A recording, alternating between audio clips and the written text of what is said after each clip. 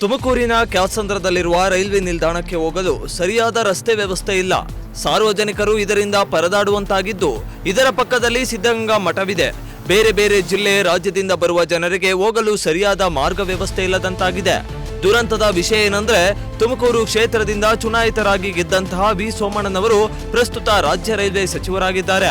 ಆದರೆ ಅವರ ಕ್ಷೇತ್ರದಲ್ಲೇ ಇಂತಹ ಸಮಸ್ಯೆ ಇದ್ರೆ ಯಾರ ಬಳಿ ಸಮಸ್ಯೆಯನ್ನ ಹೇಳಿಕೊಳ್ಳಬೇಕೆಂದು ಸಾರ್ವಜನಿಕರಿಗೆ ಪ್ರಶ್ನೆ ಎದುರಾಗಿದೆ. ನಮ್ಮದು ಚಿಕ್ಕಬಳ್ಳಾಪುರ.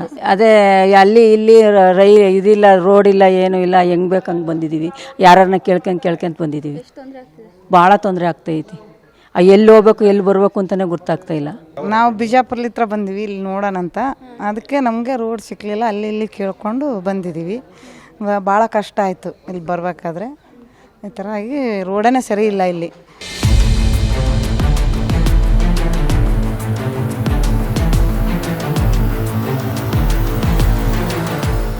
ಇನ್ನು ಸರ್ವಿಸ್ ರೋಡ್ ಕಾಮಗಾರಿ ಮಾಡಲು ಕೆಲವೊಂದು ಮನೆಗಳನ್ನ ಒಡೆದು ಹಾಕಿದ್ದು, ಅದನ್ನ ಸಂಪೂರ್ಣ ಮಾಡದೆ ಅದನ್ನು ಅರ್ಧದಲ್ಲೇ ನಿಲ್ಲಿಸಿದ್ದು ಅಲ್ಲಿ ಸಾರ್ವಜನಿಕರಿಗೆ ನಡೆದಾಡಲು ಸಮಸ್ಯೆಯಾಗಿದೆ ಎಂದು ತಮ್ಮ ಆಕ್ರೋಶವನ್ನ ವ್ಯಕ್ತಪಡಿಸಿದ್ದಾರೆ. ಇದೆ ವಯಸ್ಸಾದವ್ರು ಇಲ್ಲಿ ಓಡಾಡೋದು ಹೆಂಗೆ, ಮಾಡೋದು ಹೆಂಗೆ, ಇಲ್ಲಿ ರೋಡ್ ಬಂದ್ ಮಾಡಿಬಿಟ್ರೆ ಈ ರೀತಿ ನಡ್ಕೊಂಡ್ರೆ ಹೆಂಗೆ ಅಂತ ಸರ್ಕಾರ ಏನು ಮಾಡ್ತಾಯ್ತ್ರಿ ಸರ್ಕಾರ?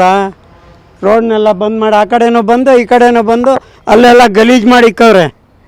ಇವ್ರ ಮೇಲೆ ಬಂದು ತಳಿಗೆ ಬಂದು ನೋಡಲ್ಲ, ಇವರೆಲ್ಲ ಸೋಮಣ್ಣ ಇವರೆಲ್ಲ ತಳಿಗೆ ಬಂದು ನೋಡಲ್ಲ. ಮೇಲೆ ಕ್ಲೀನಾಗೈತಲ್ಲ ಅದು ಮಾತ್ರ ನೋಡ್ಕೊತಾರೆ, ಹೊರಟೋಗ್ತಾರೆ.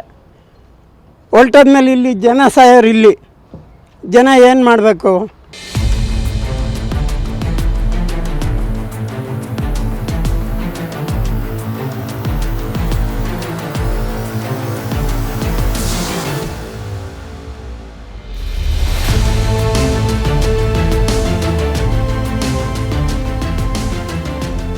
ಒಟ್ಟಾರೆ ಒಂದು ಕಡೆ ಮಠಕ್ಕೆ ತಲುಪಲು ಮೇಲ್ಸೇತುವೆ ನಿರ್ಮಾಣ ಆಗಿದ್ದು, ಆದರೆ ಸುಸಜ್ಜಿತವಾಗಿ ಸೌಲಭ್ಯದ ಕೊರತೆ ಇದ್ದು, ರಾತ್ರಿ ಹೊತ್ತು ಸರಿಯಾದ ವಿದ್ಯುತ್ ಇಲ್ಲದೆ ಅಂಡರ್ ಪಾಸ್ನಲ್ಲಿ ಓಡಾಡುವುದಕ್ಕೆ ಜನರು ಪರದಾಡುವಂತಹ ಸ್ಥಿತಿ ಎದುರಾಗಿದೆ ಅಂದ್ರೆ ತಪ್ಪಾಗ್ಲಿಕ್ಕಿಲ್ಲ.